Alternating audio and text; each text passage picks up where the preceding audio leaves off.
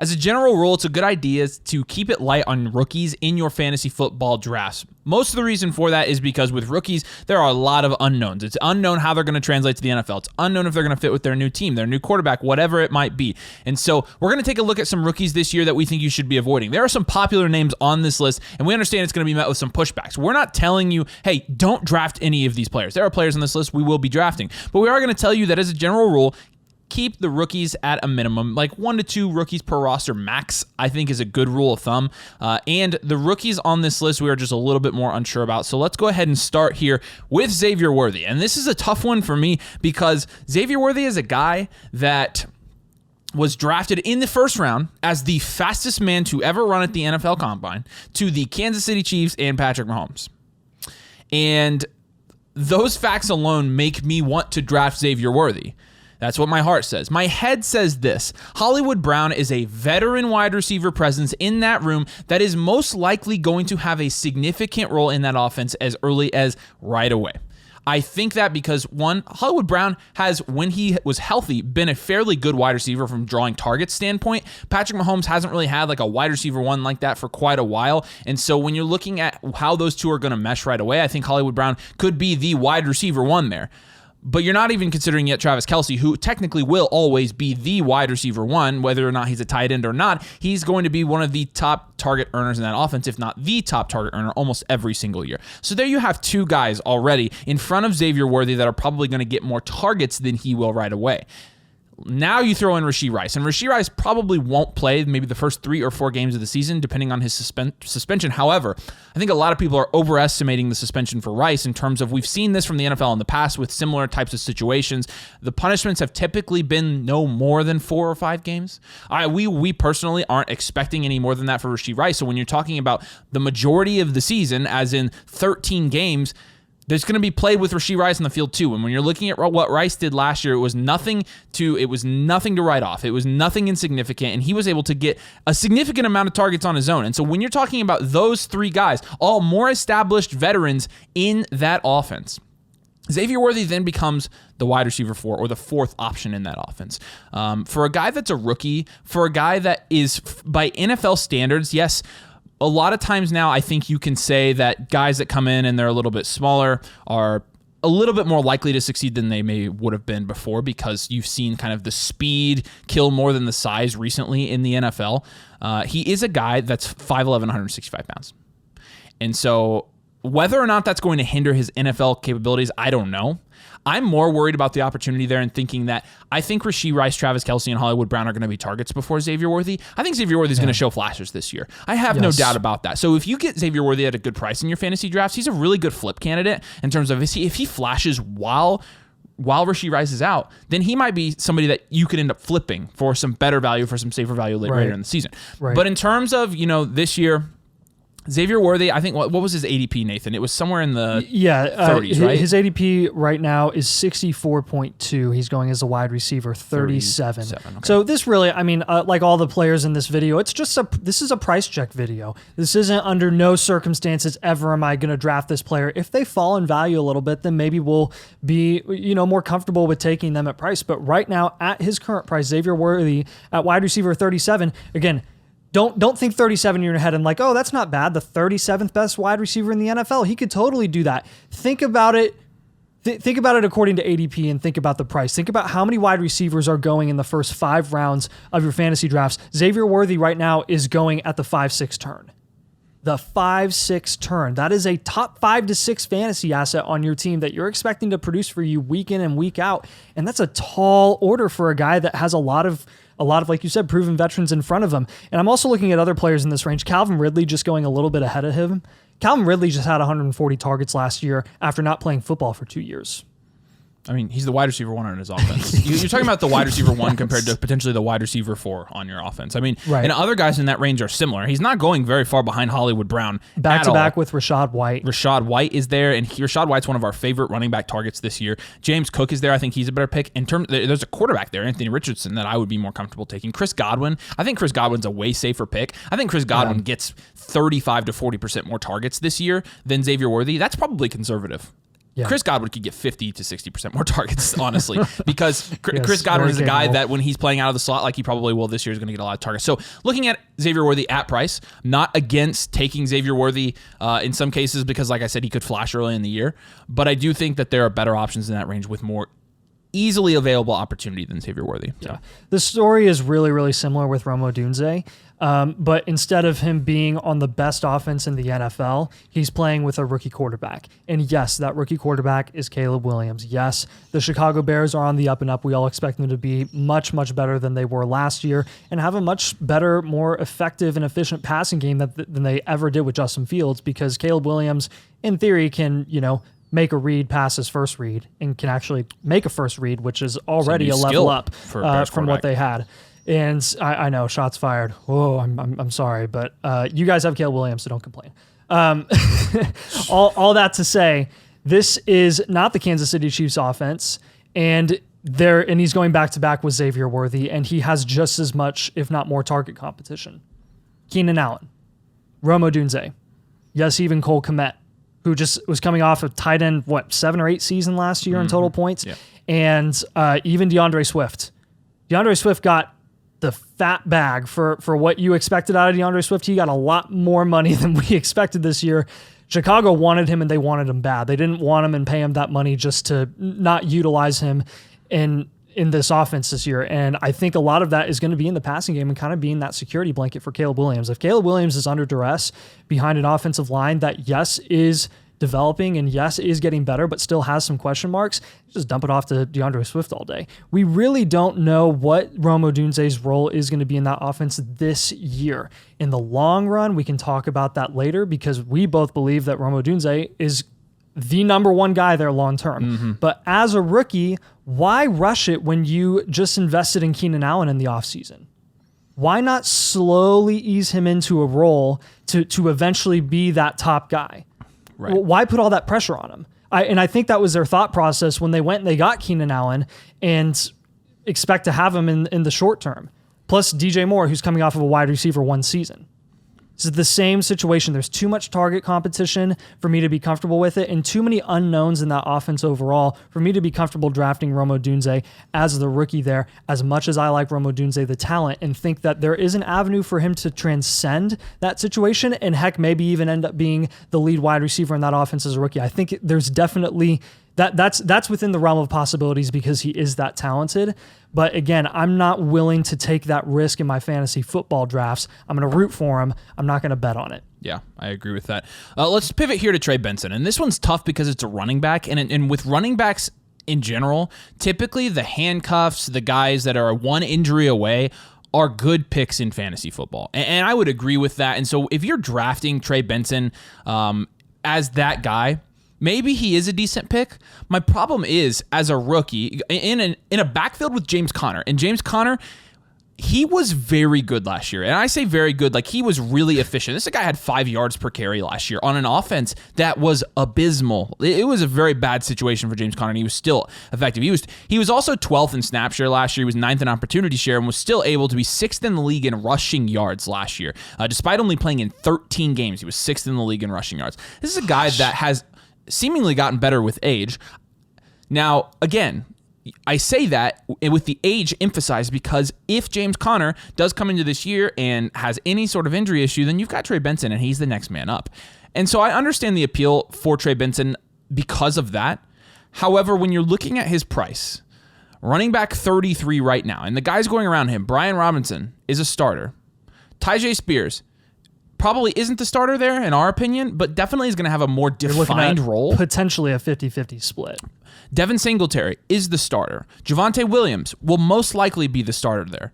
Gus Edwards will most likely be the starter in LA, and I'm not even a big Gus Edwards fan. Ezekiel Elliott is probably going to start in Dallas. Probably. I mean, it could be, who knows, but he's going to get a fair amount of red zone carries. But then you've got guys in similar situations, so guys who are maybe not the starting back, but they're guys with high receiving upside or they're just 1 injury away. Austin Eckler is going as running back 40. Zach Charbonnet, who I think is a very comparable situation for these two backs. Zach Charbonnet is going 10 running back spots lower. He's going as running back 41. So at price, like I'd rather take my shot on Zach Charbonnet as a handcuff, a guy with receiving upside, a guy that is going to be established in that offense than I would with Trey Benson. The argument you could make against this is that Trey Benson is going into a new offense this year with a new offensive scheme and with Kyler Murray. And I think there's some merit to that argument. And again, I think if I'm picking rookies like anywhere and he's going in the like 11th or 12th round, I think. His ADP right now is 110. Yeah. So actually, oh dang, so that's like 9th round. That's a lot higher than I. So yeah. So again, so for 9th round, like I just don't see. And so let's look at like the overall players that are going next to him, because I mean I think they're even at other positions. Looking at running back, I mean quarterback right there, Brock Purdy. I would take Brock Purdy over him pretty easily. Honestly, this is Jacoby Myers is below him. Jacoby Myers is a big one. Jerry Jeudy is below him as well. Trevor Lawrence at quarterback. Yeah. Jaden Daniels and Tony Pollard are not much higher. Tyler Lockett, I'd probably be more comfortable with. Goddard's very undervalued right now as well. And so it's less about, I think, situationally. I think rookie running back handcuffs are some of the better ones because you're taking dart throws on guys that are one injury away. With Trey Benson, what I don't want people to think is that Trey Benson's going to get the starting spot this year and run with it. I don't think that happens. I think they're invested in James Conner for another year, and then they give him the starting job after next year. Right, and in the 9th rounds, like that's a guy that you're expecting to be a pretty solid flex option for you week in and week out. And to me, why would I do that on a guy who's playing behind James Conner as long as he's healthy? And I know that's a big asterisk, as long as he's healthy. You know, he missed 3 games last year. He missed some time the year before. When he plays, he's efficient and he's effective. But again, to me, I'm more worried about I'm not worried about Trey Benson, the talent. Oh, no. We love Trey Benson and think, again, kind of the same as Odunze and Worthy. In the long run, they're going to be really, really, really solid, and we're probably going to be higher on them in future years compared to 2024. But with Benson, I am terrified of his floor, right? We are not that far removed from a time when Kendre Miller was going much higher than we initially expected because of the Alvin Kamara suspension at the beginning of the year. And we were like, this is Kendre Miller's time to take the job. Yeah. I mean, he could take the job before Alvin Kamara is even on the field. And now Kendre Miller was struggling with injury at the beginning of the season and throughout the season, so he never really got his opportunity or his shot. And I personally think that Trey Benson is a better running back and a better talent than Kendre Miller was last year or even heading into this year. That being said, I think the floor is undeniable, and the floor is really, really low. Yeah. If the Cardinals are just riding with James Conner, and James Conner stays healthy the entire season, which again, we don't love accounting for injury, so I would just assume that James Conner is going to be as healthy as long as he's healthy this year, which is probably a good amount of the season. Like, why throw Benson in there when Conner's as effective and efficient as he's been for the last 2 years? The dude seems to get better with age. And with Benson, I feel like he's more of an all-around back, to where like he doesn't have like a specific like receiving skill set. In fact, he was kind of knocked in the pre-draft process because he didn't necessarily maintain like not super a consistent high consistency rate for his receiving upside. And so it's different when you have a rookie coming in, they're going to fill a clear role in an offense versus you drafting somebody who you know is going to be the succession plan to a very good all-around back that's existing. In the offense. And the succession plan is the key phrase there. Like, you got to think about this contextually. The Arizona Cardinals are playing the long game. Because they're going to suck this year, most likely. They're going to be, I would bet on middle of the pack, and I think that's unpopular. I think a lot of people think that they're going to suck. I mean, because the trenches of their team is pretty right, rough. So. Right. It is rough, but again, that context is huge, and we can say, theoretically, Benson's a great talent, and Benson is all this stuff, which I think is, a pretty good shot to call and is pretty accurate in the long run. Remember, the Cardinals are playing the long game here. There aren't many reasons for them to give Benson a ton of opportunity this year when they're probably not playing for much unless they surprise and get like the last wild card spot. But I think that's pretty unlikely at this point. I agree with you. So Next guy that we're going to have here is Caleb Williams. I alluded to Caleb Williams, obviously, earlier with the Rome Odunze stuff. With Williams here, there are 2 reasons right around his ADP at the quarterback position for why I'm not taking Williams. That's Brock Purdy and that's Trevor Lawrence. They're not rookies. They have both been mid QB1s producing already in the last couple of years. Brock Purdy, legit one of the most consistent quarterbacks from a fantasy production perspective right now, and he's just an incredibly safe pick here. Obviously, they're ceiling with Caleb Williams in the rookie quarterback. They drafted all these invested in all this receiver talent over the offseason. So you're like, oh, they're going to throw the ball so much more. They're going to do what they never could do with Fields. I agree with that. But look, even in the most historically successful rookie quarterback seasons ever that we've seen with CJ Stroud last year, what did he do? He was like a fringe QB1. So he was a low end QB1. Yeah. A low end QB1. And I know he missed a couple games there, so some of that is skewed. When you look at it from a points per game perspective, he was still only QB7. Correct. Right? Now, you see the rushing capability of Trevor Lawrence and how that elevated his game last year despite the injury. I know, again, from a total points per game perspective last year, he underwhelmed. He played most of the season through injury, and that team was garbage through the second half of the season. I expect that to be... I expect it to kind of find its level this year and Lawrence to be relatively consistent. Brock Purdy, we know what his situation is. It's Deebo Samuel, George Kittle, and Brandon Ayuk. And Ricky Pearsall, apparently.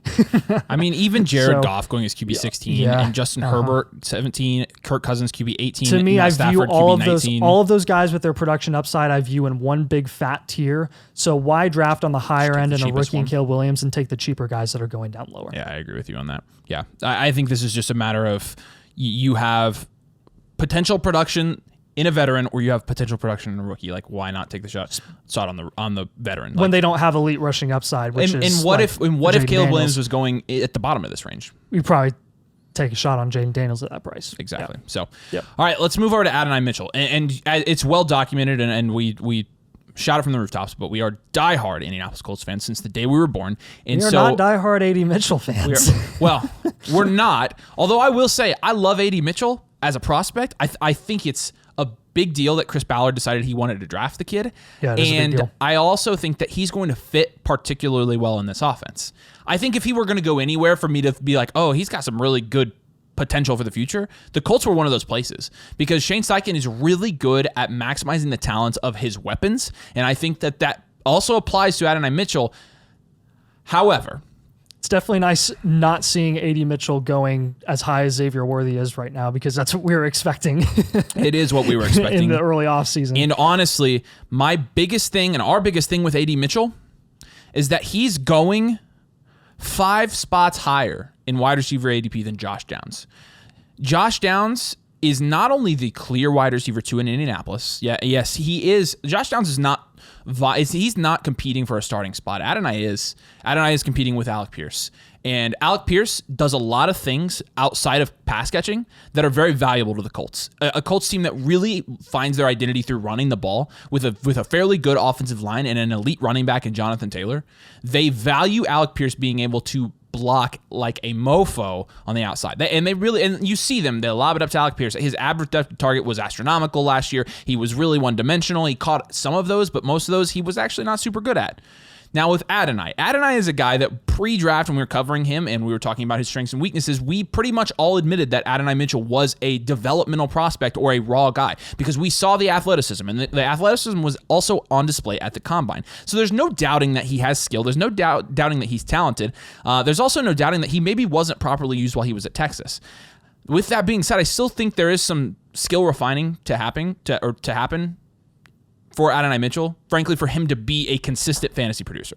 And when you're in an offense with Anthony Richardson, a lot of people have questions about Anthony Richardson, and they're like, oh, can he support? What's funny is people really use the Anthony Richardson argument to knock Michael Pittman. Michael Pittman, a guy who's been a mid to high end wide receiver 2 the last 2 or 3 years, excluding him from the top 24, going as a wide receiver 3 right now.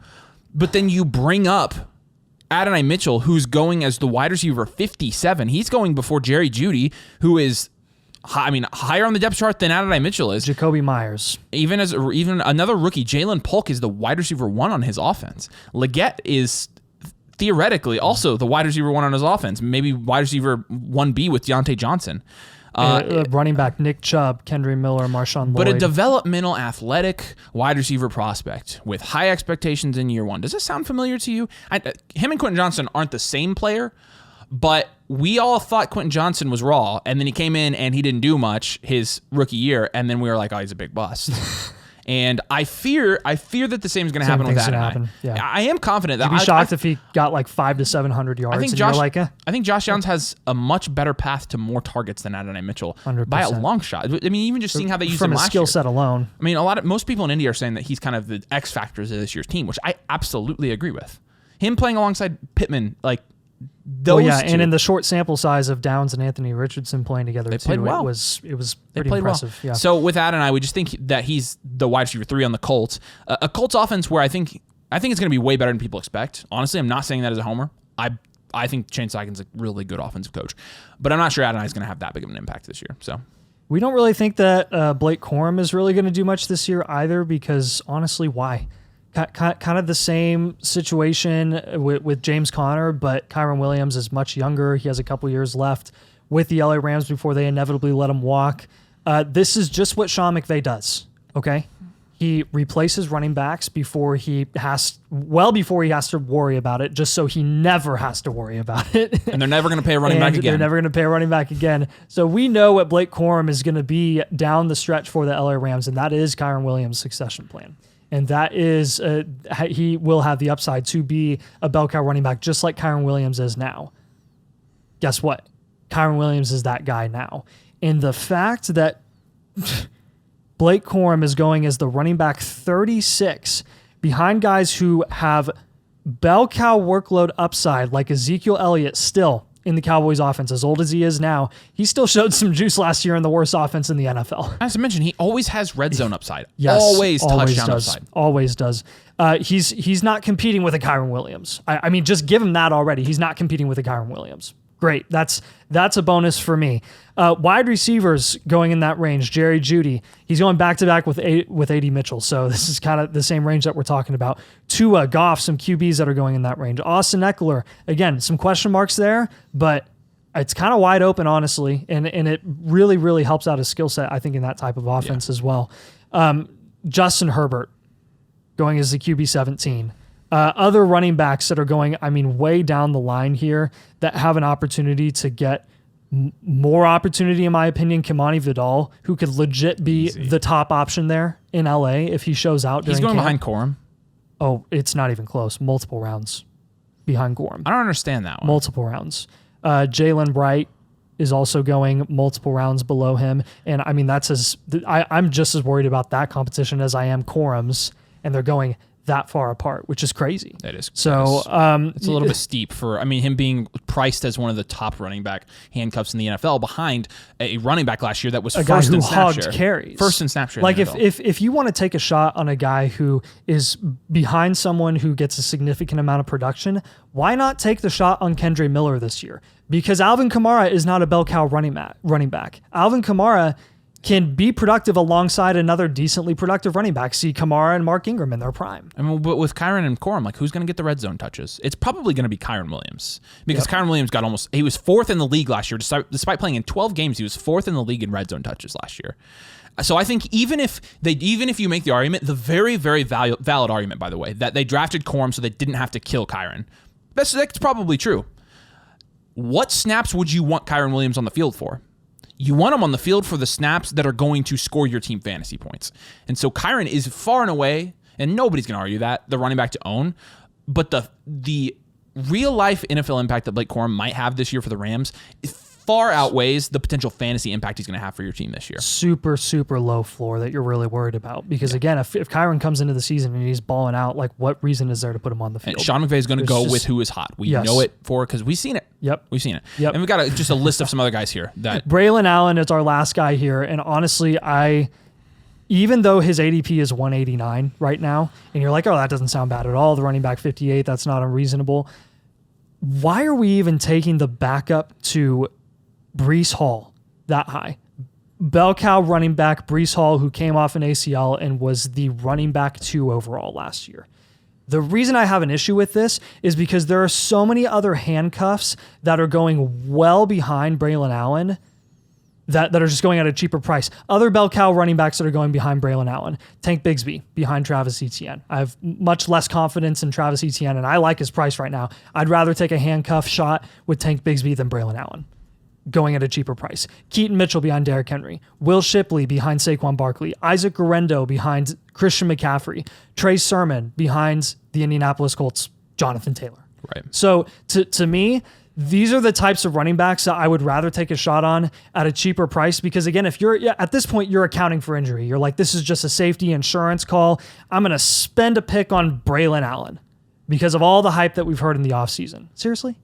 Like, just go multiple rounds later. Take a wide receiver shot in this range on like a McMillan or a Javon Baker, or even a Roschon Johnson. Like there are unproven lead running backs in offenses that have, backups like Estime, Laube, and Roschon in those respective offenses that are going well behind Braylon Allen. Yeah. That have a much clearer avenue to even potentially take that lead role, were Swift to not be what we expected him to be, or Javonte Williams to not be as explosive as we hoped he could be after his second year off that devastating injury a couple years ago. Yeah. Dylan Laube, like directly behind Zamir White. Yes, alongside Alexander Madison. You take a shot on Madison, I don't really care. Zamir White has been productive in a very, very small sample size. Laube could take that job. Yeah, and these again are, I think as a general rule, limit your exposure to rookies overall in your fantasy drafts. But if you're going to draft rookies, most of the time, the league-winning rookies are the ones drafted in later rounds. What I like to do is, like, especially if I'm in a best ball draft, it's like 18 rounds. I like to take rounds 14 through 18 and draft a couple of rookies there. In my fantasy drafts, a lot of times I'll use my last round or two, and I'll take rookies that I believe will produce right away, because those are the guys that end up being league winners. Anybody last year who was able to say, okay, I think Rashee Rice is going to have a bigger impact this year than what people think, and picked him up and already had them on their roster, was at a huge advantage, because again, a lot of times what wins you the season is your waivers, and most of the time the waiver claims that happen are rookies, at least the league-winning ones, because nobody sees them coming. Now, occasionally you have some weird veteran ones, but again, if you're going to take shots on rookies, take shots on rookies later in ADP than these guys, in our opinion. So, but again, if you draft some of these guys, I don't think there's any issue with that, as long as you just do it very minimally. So, do us a huge favor, drop a like on this video and make sure you subscribe to the channel. We're going to try to bring you accurate, analytical fantasy football advice for this upcoming season, so we'd love to have you along for the ride. We appreciate you guys. Thanks for watching, and we'll see you later.